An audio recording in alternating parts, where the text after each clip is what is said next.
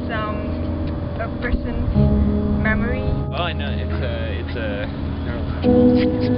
Yeah, it usually happens when you're older, although I don't think it has to happen. I don't know. Some type of, I think it's like developed through, like, you can get it through different oxides, I want to say. Like, I know you can get it when you use deodorant, but...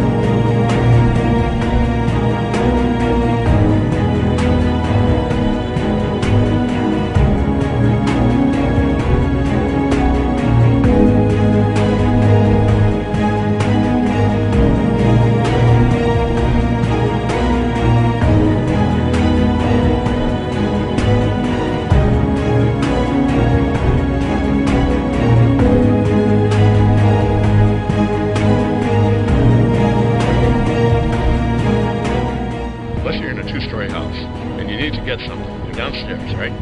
And you need to go up to the second floor to get something. You go up to the second floor, and you forgot what it was, right? Everybody experiences that. You go up and say, what was it? And then you try to retrace your trip back downstairs. What was I doing, and what did I need? You see?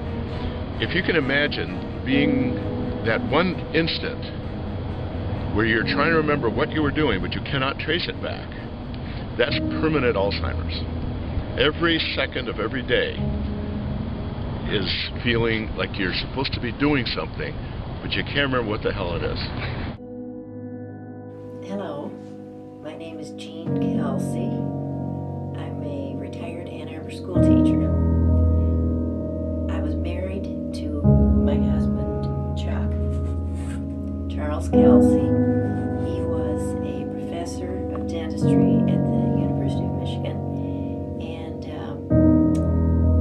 when he was probably around 60, he was diagnosed with Alzheimer's. With Silver Club, as you know, we're part of the University of Michigan Health System, Turner Geriatric Clinic, and it's an adult day program for people 60 and older that have memory loss. It's a social model. There's two different models of adult day program. So they have a medical model and there's a social model. We are a social model.